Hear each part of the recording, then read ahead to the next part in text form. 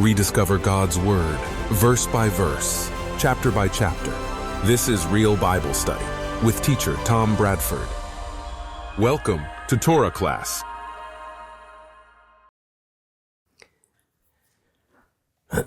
We left off in verse 4 of Jonah chapter 1 last time. And after all the preliminaries of the first 3 verses to set up this sea saga of Jonah, we get down to brass tacks in verse 4 as God hurls a violent storm towards the ship carrying Jonah and crew with the idea of impeding its progress.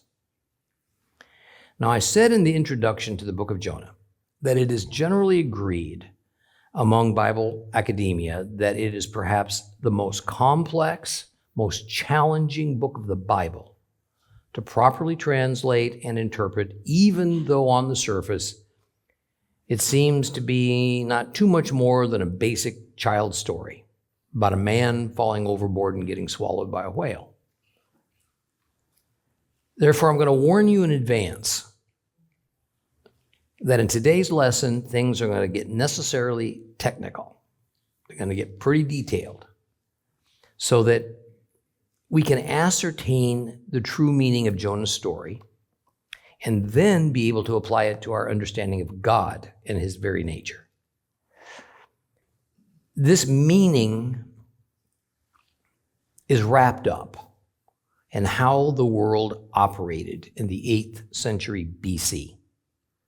And so what goes on was well understood by the earliest hearers and readers of Jonah, yet it is nothing, of course, like the culture and worldview of modern times. I kind of liken some of what we're going to study today as when in elementary school we had to learn our multiplication tables. It wasn't anything I think any of us was very excited about. And yet, without learning it, our ability to use math could not progress any further.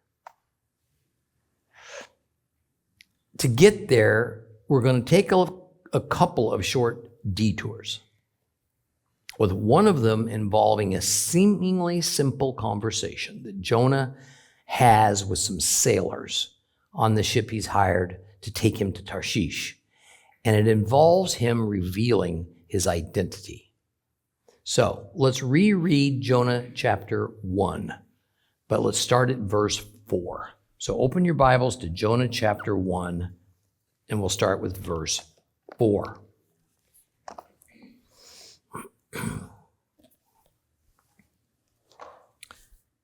However, Adonai let loose over the sea a violent wind, which created such stormy conditions that the ship threatened to break to pieces. The sailors were frightened. Each cried out to his God. They threw the cargo overboard to make the ship easier for them to control. Now, meanwhile, Jonah had gone down below into the hold where he lay fast asleep. The ship's captain found him and said to him, "What do you mean by sleeping? Get up, call on your God. Maybe the God will remember us and we won't die." Then they said to each other, "Come, let's draw lots to find out who is to blame for this calamity." And they drew lots, and Jonah was singled out. And they said to him, "Tell us now, why has this calamity come upon us? What work do you do? Where are you from? Where are you from? What's your country? Which is your people?" And he answered them, "I am a Hebrew, and I fear Adonai," what it really says is Jehovah, "God of the heaven, who made both the sea and the dry land." At this, the men grew very afraid, and they said to him, "Well, what is this you've done?" For the men knew he was trying to get away from Adonai since he told them. And they asked him, "Well, what should we do to you so that the sea will be calm for us?" For the sea was getting rougher all the time. "Pick me up," he told them, "and throw me into the sea. Then the sea will become calm for you, because I know it's my fault that this terrible storm has come over you." Nevertheless, the men rowed hard, trying to reach the shore, but they couldn't, because the sea kept growing wilder against them. Finally, they cried to Adonai, "Please, Adonai, please, don't let us perish for causing the death of this man, and don't hold us to account for shedding innocent blood, because you, Adonai, have done what you saw fit." Then they picked up Jonah and threw him into the sea, and the sea stopped raging. Seized with fear of Adonai, they offered a sacrifice to Adonai and made vows. Okay, the crux of verse 4 is that the ship that Jonah is on is in real danger of sinking because Jehovah caused a storm to pummel it. Now, the dangerous storm was caused by him throwing a large volume of wind against the sea. Now, keep in mind that Jonah is in full-blown rebellion, refusing to obey God's command to go to Nineveh and speak the oracle that God once conveyed to its Gentile citizens. Now, Jonah's misguided and stubborn reaction is to try to run and hide from God, and God is having none of it. Every aspect of what's happening and what's about to happen then is at the direct hand of God in order to deal with this rebellious Jonah. Thus, if we ever want to ask the question, does God cause catastrophes and troubles to happen? And can the innocent as well as the guilty be affected by it? The definitive answer is yes, on both accounts. We find such a thing in several Bible stories. Who could forget the great flood, for example? Now, without doubt, every last person on planet Earth was not equally wicked. Just as without doubt, Noah and his family were not perfectly, entirely innocent. Yet all were affected. The guilty at all levels were destroyed, and the righteous to some level, all 8 of them, were saved. It was entirely Jehovah's call to determine this, and it is his right to do so because he is the author of life. Now, sometimes we forget, or we sort of minimize, that as we advance towards the later stage of the end times period, Jehovah is going to crush this planet like a grape under the fury and weight of his wrath. Everyone still alive will be affected in one terrible way or another and to some degree or another. This will include those who, after the rapture event, finally see the truth and they trust in Jehovah and his son Yeshua. This is not a part of God's character that is often well accepted among modern believers. The preferred notion is that while in the past, pre-Jesus, that might have been the case when God the Father, a harsh and rules-oriented God, was in charge. After the cross, things have changed. The erroneous belief is that Yeshua is now in charge. He no longer does the will of his Father, but rather of his own will. Therefore, the governing dynamic is completely changed. And this is part of the outcome of the dispensational doctrine, church philosophy. Now, the logic presented is that Jesus is all about grace concerning all things. And since Christ is our friend, as much as, or maybe even more than, our master, what true friend would cause or participate in a divinely inspired calamity to befall their friends? And if Messiah is love, then how does love allow, let alone intentionally generate and direct disasters on people? Bottom line, that the old era has passed and we live in one in which God showers only his grace and mercy upon us, and we have no reason to fear him. Well, I want to remind you of what I told you last week, that even the Apostle Paul survived not one, not two, but 3 calamities, all involving the sea,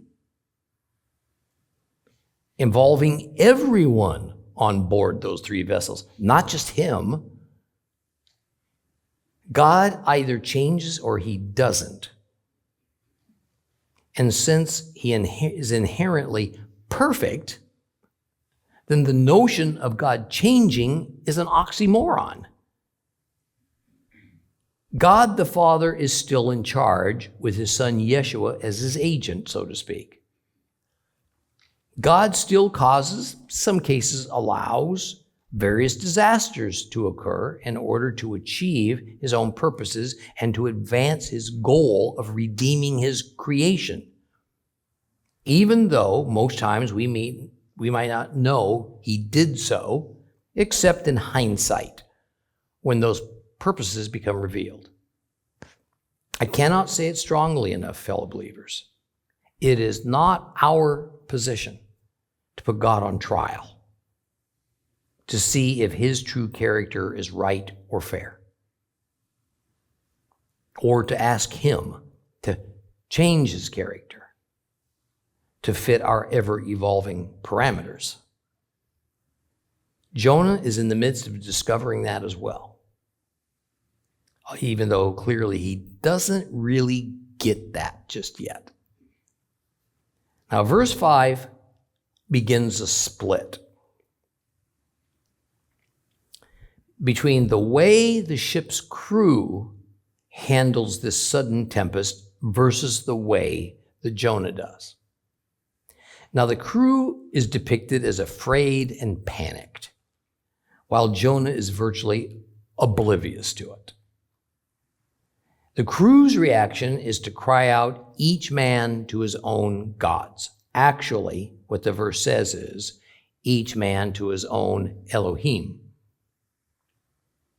Now, in the study of the book of Amos, I pointed out that very probably it is a poor translation to translate the Hebrew Elohim as God or gods, and I went to some depth to explain why that is. Rather, a much better translation that better brings across the mindset of the ancient writers who would be Elohim as meaning something like divine being or divine beings. And you can go to that lesson for the teaching on Elohim. Now, the reason that understanding and using the term divine being instead of God or gods is because when a typical Judeo-Christian encounters the term gods in our Bible, we subconsciously prefix it with the word false. False gods. That is, Elohim are false or they're non-existent gods. Non-existent spiritual beings. They're just human fantasy. Yet, clearly the Holy Scriptures, Old and New Testaments, confirm their existence. So whatever exactly the Elohim are, they're not something like the Greek pantheon of gods of mythology, nor are they only figments of the imaginations of the ancient people. They have existed since before creation of the physical universe and form a kind of divine council that the Godhead delegates certain tasks to. Of the hierarchy of spiritual beings, they seem they're the highest, with only the Godhead being above them. Now, these sailors were calling out to their own divine beings, their Elohim, actual divine beings who were given charge over each particular nation of people, whom the sailors thought had the power to help them. So by throwing now cargo overboard, the crew lightened the ship which made it more buoyant, sitting higher in the water, thus making it less subject to waves washing across the deck.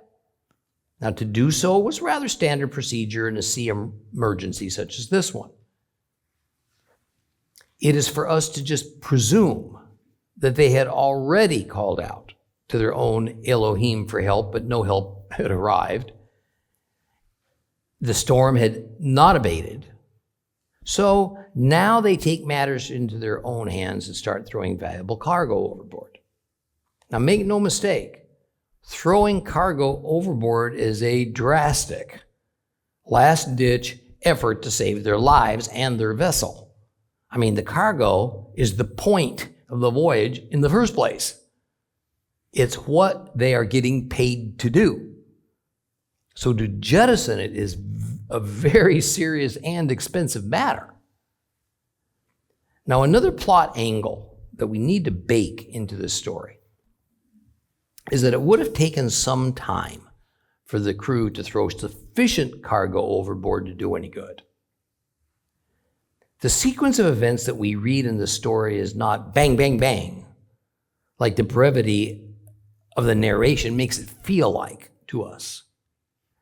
So time passed between the decision to jettison cargo and then to start retrieving it from the cargo hold, then next to go down and confront Jonah as he lay asleep in the lowest part of the ship's hold. I don't know how long, but it took a while.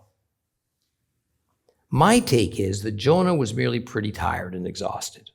Nothing unusual. That is, this was not a spiritual matter per se, whereby God was giving Jonah some kind of inner peace. When he could stay awake no longer, he went to the only place a passenger could go.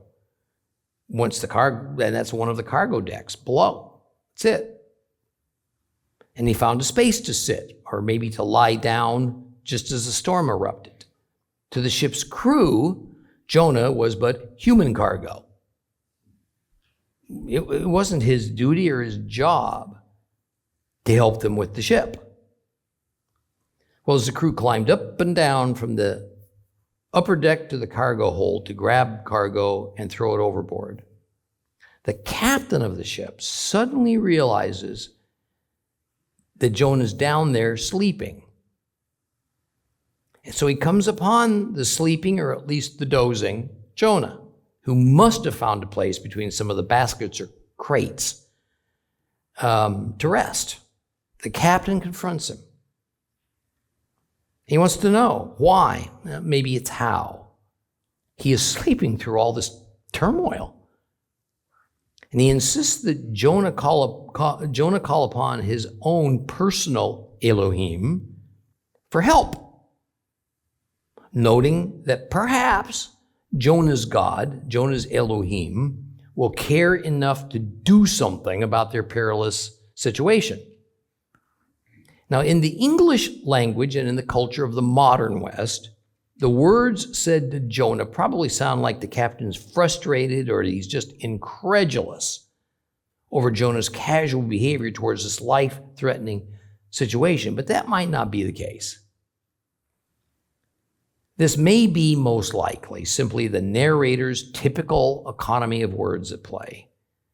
But in our knee-jerk Western cultural bent, we sort of expect some kind of a cordial conversation to ensure that nothing that is said can be seen as rude, all right, unless rudeness is intended.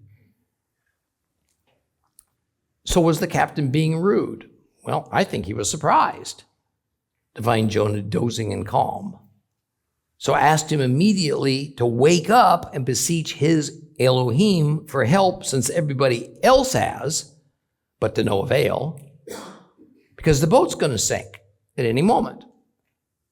In fact, the biblical idiom of that era, the Hebrew malacha, how can you or why are you sleeping, expresses more emotion and insistence than how that term is used today in modern Hebrew. That is, malacha today is generally just a common bland question asking for information, or it's also just used as a polite greeting. So, considering the gravity of the situation, I imagine every word spoken by the crew members was filled with the emotions of urgency and terror. So here's our first detour. Let's address how the world of the gods was thought of throughout the biblical era, or at least in the Middle Eastern area of the world, in order to better understand the captains and the crew's thought processes and their reactions. Nearly without exception, everyone was a polytheist. Atheists were non-existent, as were pure monotheists, those who believe there's only one God in all the universe. Nearly all people believed in and approached a number of gods in their own God system, and also fully accepted and respected the notion of other people legitimately having their own systems that approach some different gods. Generally speaking, there were three different kinds or categories of gods. There were family gods, usually belonging to the extended clan, perhaps even into an entire tribe. Then there were national gods that were seen as the protectors or the authorities over an entire nation that had identifiable geographical boundaries. And finally, there were personal gods who were only concerned with individuals or maybe an immediate family. So we can understand that each person had a whole cupboard full of gods, each of them serving different purposes, as well as the sum total of those many gods existing in some kind of a hierarchy of status and power. Now, the Israelites believed no differently. Jonah believed no differently. While Jehovah was their national God, and for some Israelites he doubled as their family and personal God, this by no means meant to them that there weren't many other legitimate gods worshipped by other people in other nations. Okay? Therefore, we have to set aside our modern and automatic negative response to the notion of other gods existing, because the existence of all these gods is how people thought about it. It's how they wrote about it, and that includes Israel. And by the way, even right through the New Testament era. Therefore, it made complete sense to the captain to ask Jonah to plead with his personal God to save them all. Now, since the crew figured that it was someone's personal God involved in hurling this perilous storm at them, then the next issue was to try to discern which one of the people on board had in some way angered or offended his own personal God sufficiently to cause that God to react in a way that endangered them all. They chose the method of drawing lots. Now, lots were not seen as random. They were not a matter in their eyes of chance or luck. Rather, this was divination. What was lots?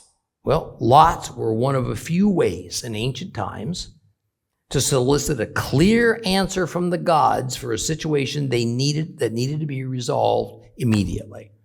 So it's kind of an irony that although Jehovah prohibited any kind of fortune telling or witchcraft in Israel, the use of lots was acceptable. In the Bible, lots was used for choosing Israel's first king, was used for determining the distribution of goods and animals and even people captured from an enemy. It was used for settling some disputes. We find lots used to help determine territory in the promised land that would be given to each of the Israelite tribes.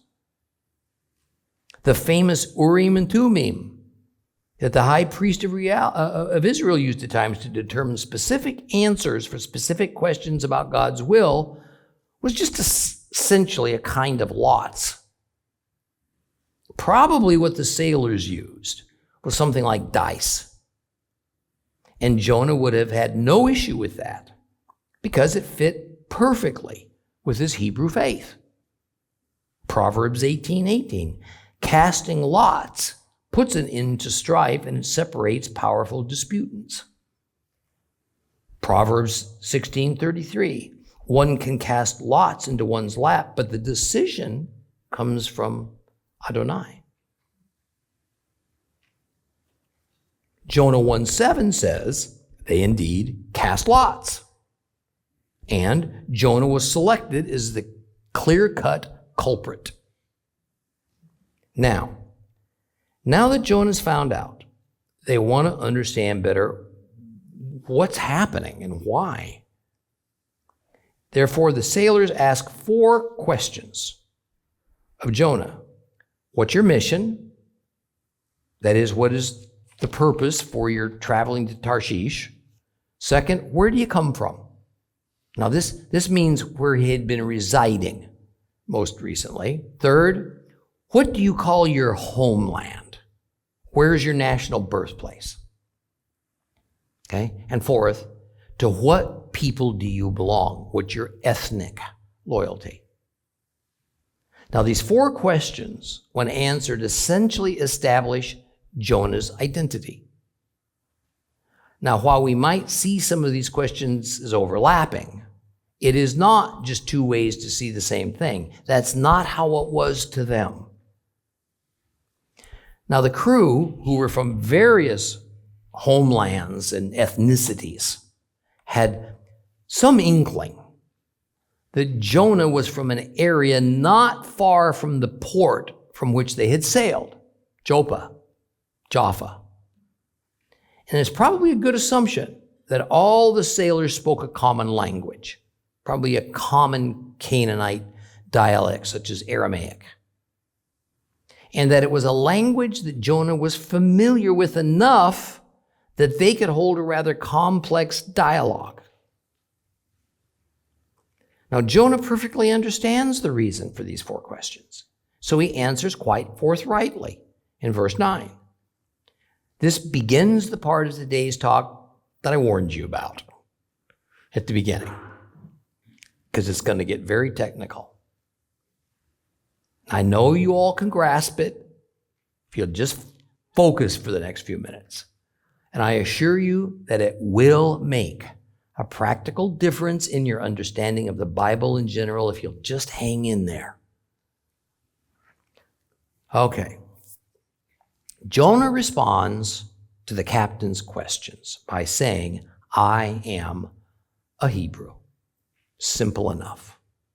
That seems clear, straightforward. However, that simple phrase is only rarely found in the Bible. Perhaps only here. And then in the New Testament is uttered by Paul in Philippians 3:5. Now, that ought to alert us that something limited or odd is being addressed with those words. But what we typically take from it is actually somewhat different from how the people of the 9th and 8th centuries BC understood it. So we're going to begin that first detour I mentioned to discuss and hopefully flesh out what that term Hebrew and a couple of other terms used to describe something about the family line of descendants of Abraham, which continued on through his son Isaac, meant to people of the biblical era, and in the process discover why and how we find these 3 different terms used in the scriptures at different times in history for various situations. Okay. They are by no means synonymous, nor did their meaning remain the same over the centuries, even though the most standard Bible versions tend to treat those 3 terms as if they were essentially parallel and interchangeable at all times. That's just incorrect. Okay, two of those three terms are Hebrew and Israelite. The third term is usually said by Jewish and Christian scholars to be Jew. The third term is a bit more problematic and complex to deal with than the first two. Therefore, I'm going to start by first dealing with the term that Jonah described himself as a Hebrew, confronting it as it was used in the early days of the Bible, that is, long before the New Testament era. Now, in the ancient use of the Hebrew language, the word is Ivri. Ivri. And it is derived from an older Semitic word that means to cross over. It refers to a well-known group of people led by Abraham who formerly resided in Eber. However, they crossed over, they migrated across the Euphrates River to a land on the other side of it. Eber was a known term, meaning the general region on the northern and eastern side of the Euphrates River.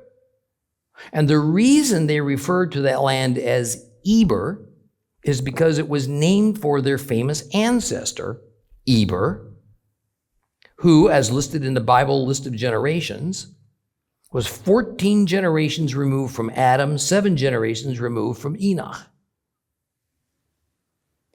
So even if the people of that era didn't really fully know the complete story of Abraham and all of its spiritual and religious implications, they were aware enough to know that historically speaking, a famous man leading some people who crossed over the Euphrates River to the south and to the west went on to become an entirely new, large, and influential ethnic group called the Ivri, Hebrews. They also knew that Hebrews were separate enough and culturally distinct enough from all the other world's ethnicities to be seen as unique among humanity in general, and therefore they weren't all that well understood. Now I want to say this another way. In that era, the easiest and surest way for an Israelite like Jonah to explain his identity to a foreigner was to label himself a Hebrew, an Ivri. It is similar to the way a citizen of the USA who is visiting a foreign country might explain his identity. He would likely use the very broad term American, okay, which nearly everyone on our planet would understand. No further information is needed. Okay. A second term now, Israelite. This refers to a person that is descended from the family of a man named Jacob. The biblical Hebrew term for Israelite is Bnei Israel. While it literally means son or child of Israel, what it meant in that era was that this person belongs to the identifiable nation of Israel. So while the Hebrew explains about a person's original ethnicity, separate and distinct from all other ethnicities, the term Israelite speaks of which identifiable nation, a geographical place, a political entity that a person owes their allegiance to. Now for the problematic third term, Jew. This is a bit confusing, but it's important, especially for good, serious Bible students to study and for proper doctrine so that we can untangle it. Now, biblically, the Hebrew language terms that are nearly always translated into English as Jew are Yehud or Yehudi. Now, initially, it referred to a person who was an actual member of the specific tribe of Judah, the tribe of Judah. It was based purely on a tribal affiliation, the tribe which sprang from the third son of Jacob. Over time, the meaning evolved.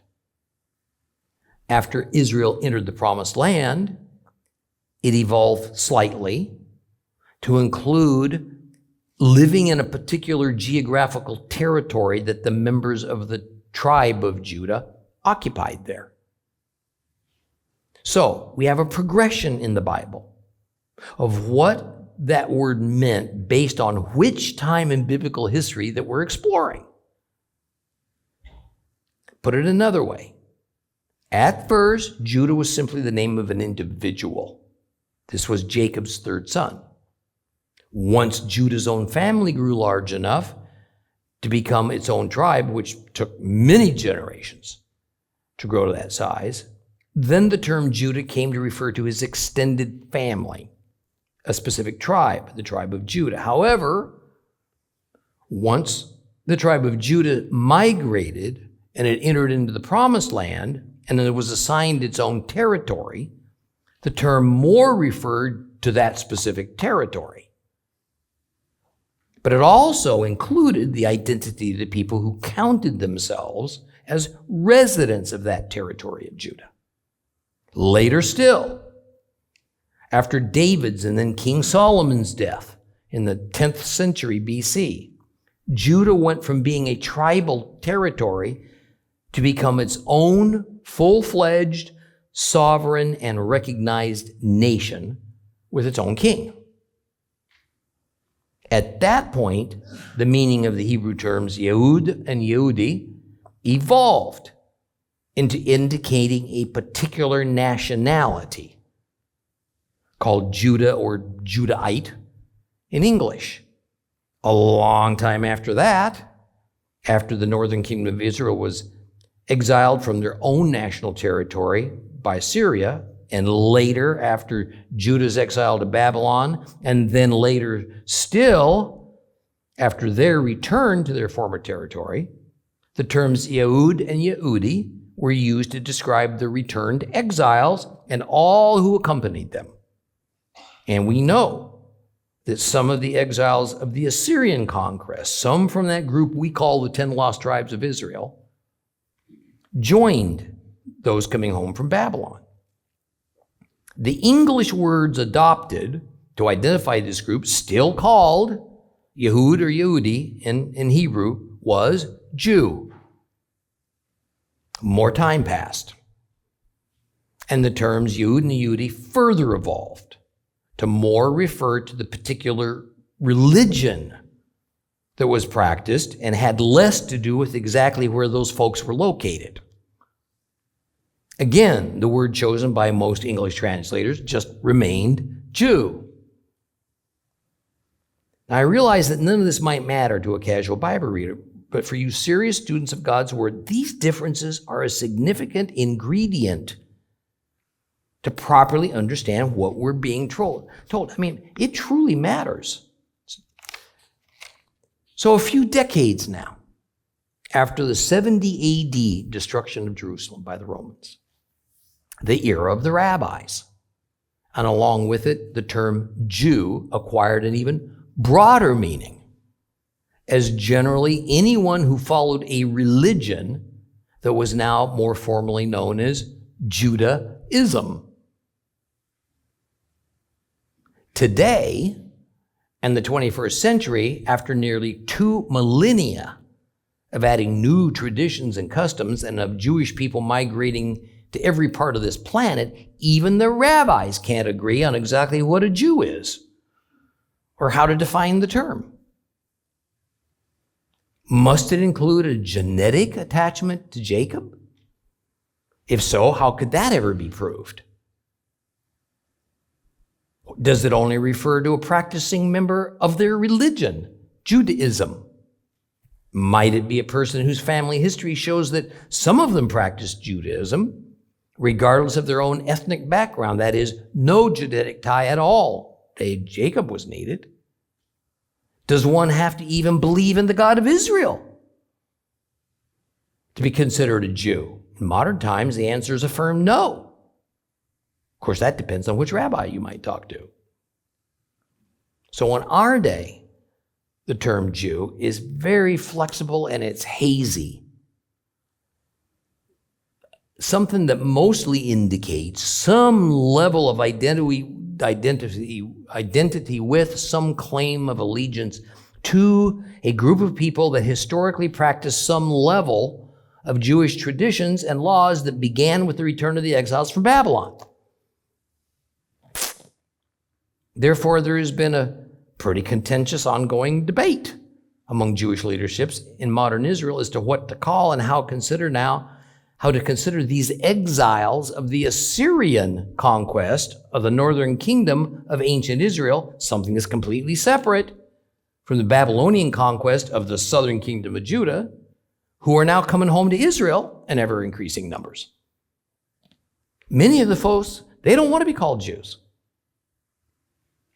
primarily because they see the term in its ancient sense,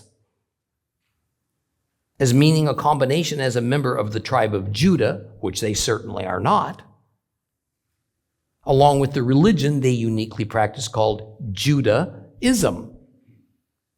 Rather, many of these returning exiles of the so-called 10 lost tribes have practiced and intend to continue to practice a somewhat different set of faith traditions that they see as the truer and the older religion that is called for by the same Hebrew scriptures that adherents of Judaism claim to follow. Complicated, isn't it? But this is the reality. And if we don't understand all this, then we completely misconstrue what we read in the Bible about Abraham's descendants. So here's the thing for us to grasp today. At no time in the Bible, Old or New Testaments, did the term Jew mean what it means today. At no time.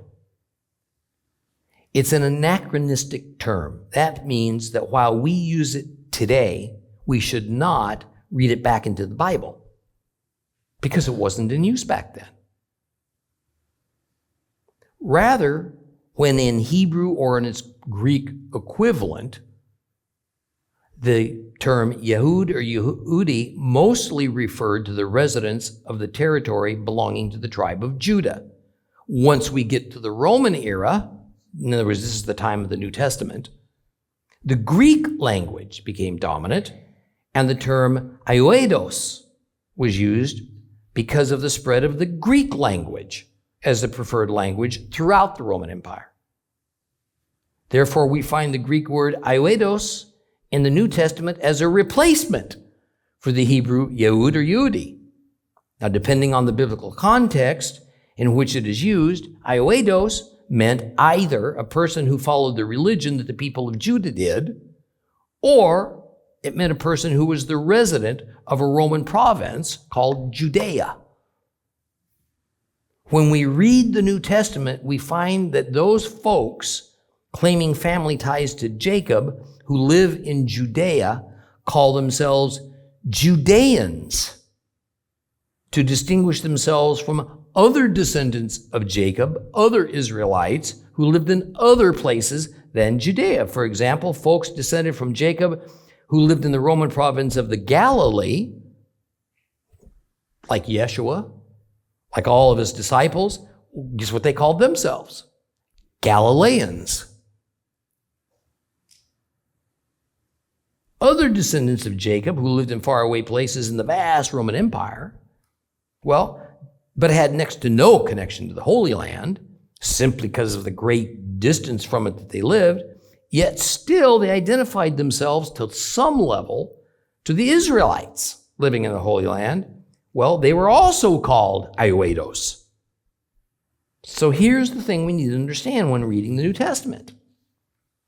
Ioedos was a very general, catch-all Greek term for all these various folks that saw themselves as a member of a distinct Hebrew heritage, culture, religion apart from other people on this planet. Now, it's challenging, as I know this is to visualize.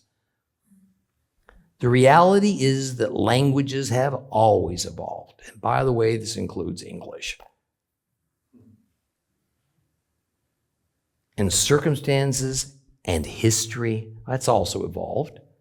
And so labels for people, labels for ethnicities did the same as concerning their meaning. As concerns the use of our three biblical terms, Hebrew, Israelite, and Jew, we do not have any significant confusion in the Old Testament, except that caused by agenda-driven reasons for using English words that do not accurately reflect the real meaning of those Hebrew words at that time.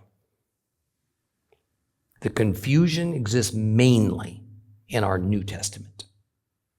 Should we encounter the English word Jew in the Old Testament, it's a poor translation that ought to just be thrown out and replaced in English by the word Judean nearly every time. I know that's a lot to take in. I know it. So now let's get back to our lesson and apply what you just learned to verse 9.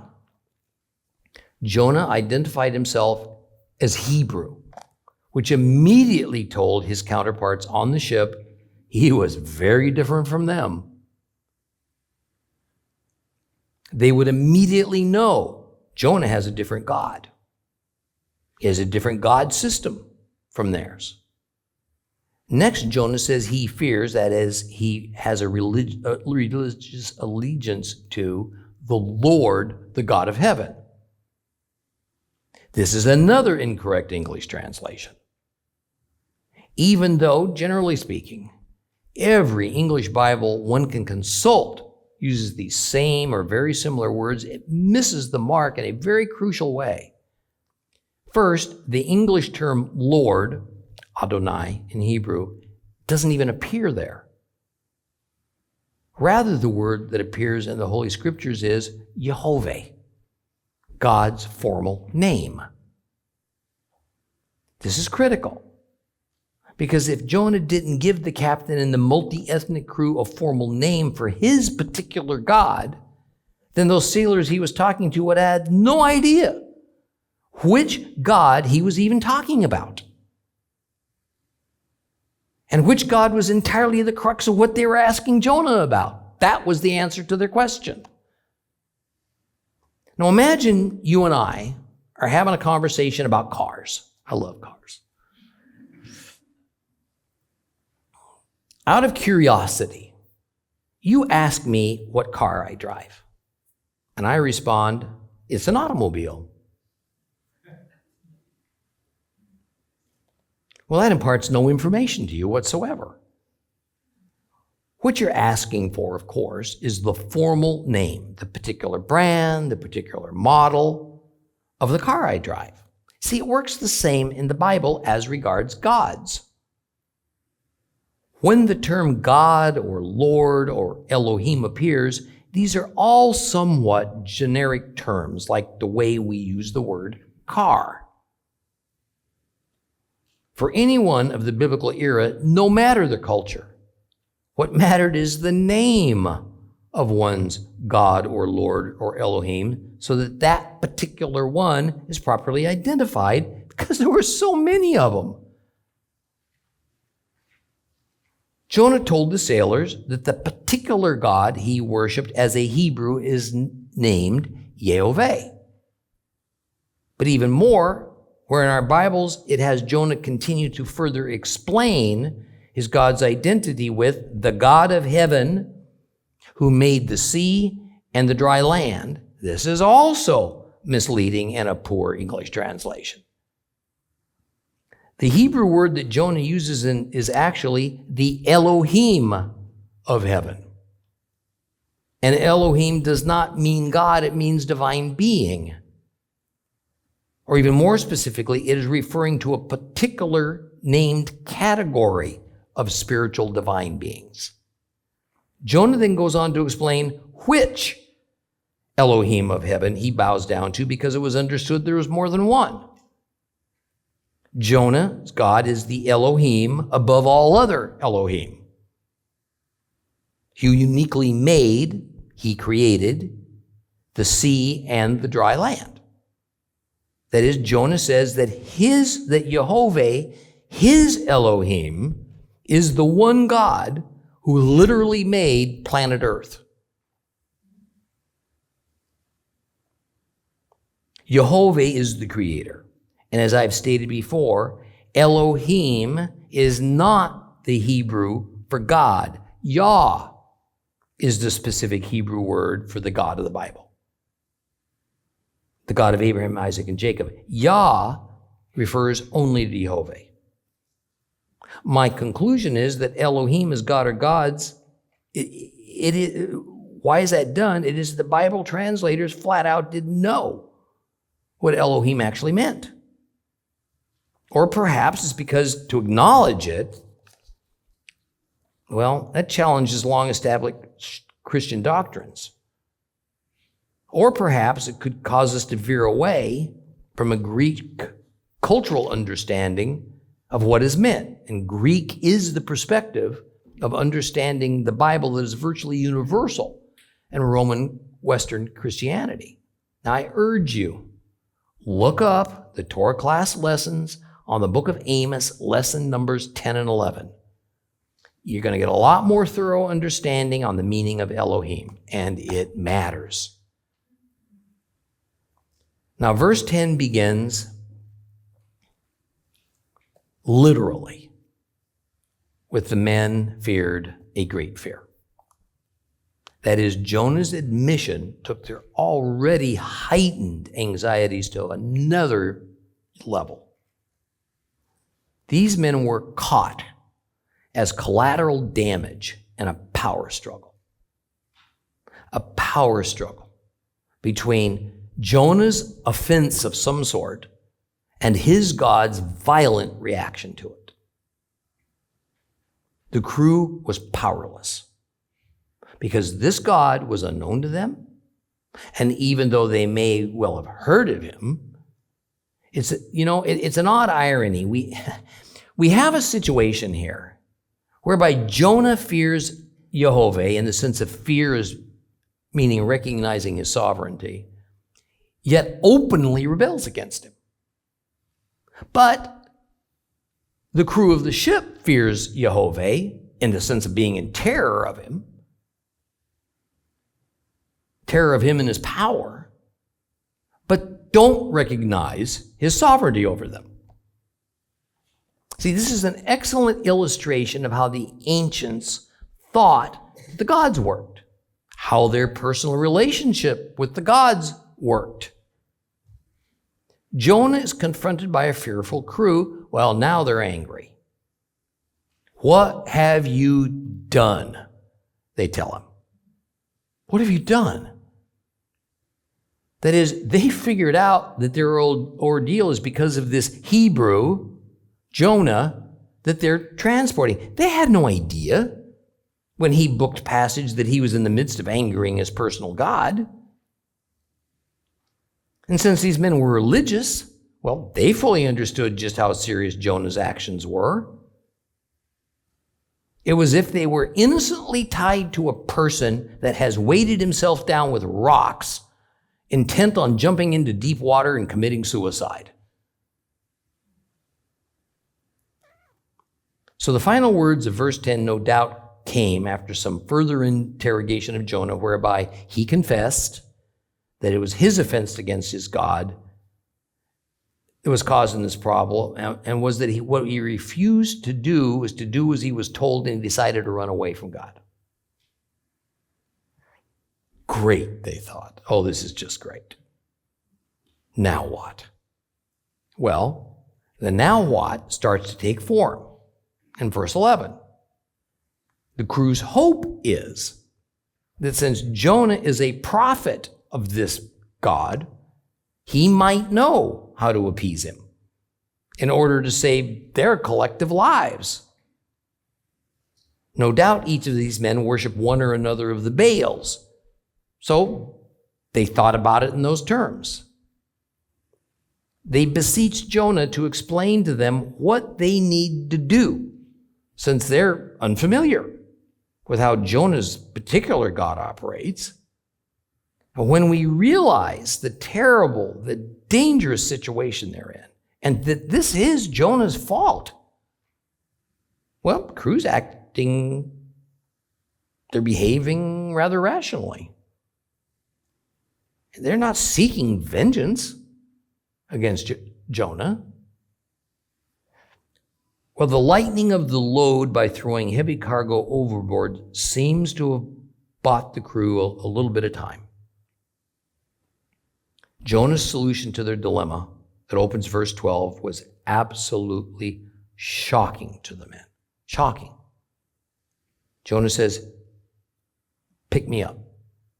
Throw me into the sea." Jonah says that the only solution is for the crew to kill, to essentially execute him as just punishment for Jonah offending his God. This is where we'll stop today, and we'll pick it up next time. For more teachings of real Bible study and to rediscover God's Word with Tom Bradford, visit Torah Class today on the web, streaming TV, or download the Torah Class mobile app.